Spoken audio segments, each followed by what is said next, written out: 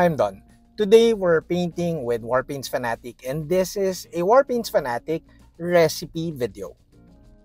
I'm going for a red orangey flesh skin for the shield, so watch the video as we turn this miniature or this shield into this. I'm Don, welcome to my channel. This channel is supported by all these awesome brands. Also, special thanks to The Army Painter for making this video possible. This video simply shares my recipe for the shield as I will paint the rest of the units with this recipe. Although we're not painting with speed paints, we're painting with Warpaints Fanatic over a Zenithal Prime, simply because I see details a little bit better than painting over black primer. We start the painting with Angelic Red. Angelic Red is from the Warm Red Striad. This is a red-orange color, and you could use lighter or more yellowish oranges for other shields so that you have variations in your unit. You could also paint with just red or pure red, which is our next color, so that again you have variation with your unit. This recipe will also work over black primer since Warpaints Fanatic, even the oranges, has pretty good coverage. Now we paint with pure red, which is from the Cool Red Striad. So we're switching from a different triad, but it's still red.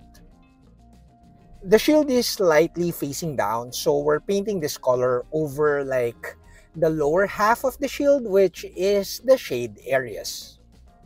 It's important to note that even though Warpaints Fanatic has very good coverage and can be applied in one heavy coat, it's better to apply in two thin coats so that you have a smoother finish.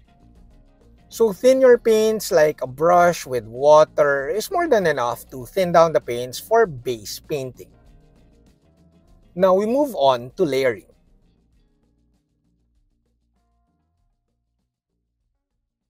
Now we use Mulled Berry, which is from the Desaturated Violet Striad.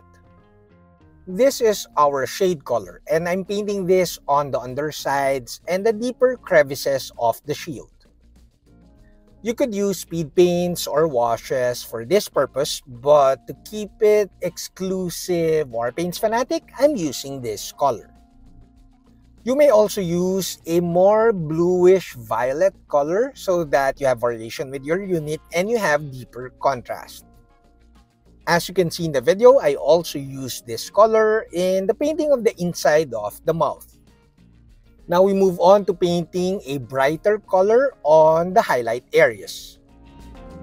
Now this color is painted mostly on the top left side of the shield.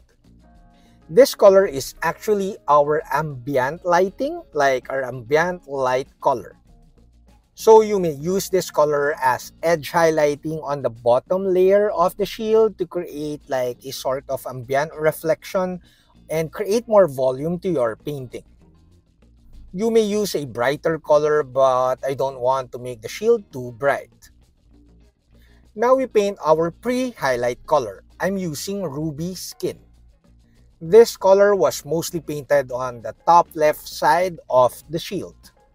You should be able to create more volume with this color and also define where your light source is.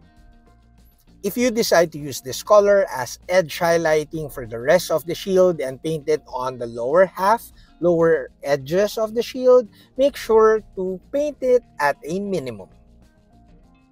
Paint mostly on the top left, but make sure that you're painting smaller areas in comparison to the previous color to create more volume to your painting. Now we finish off our layering with our highlight color. I decided to use Leopard Stone Skin as my final highlights. Now this color is painted on the top left of the shield and was painted at a minimum. Note that finer, really small highlights will make a glossy, a shiny look to your painting, and that's good, especially for painting skin.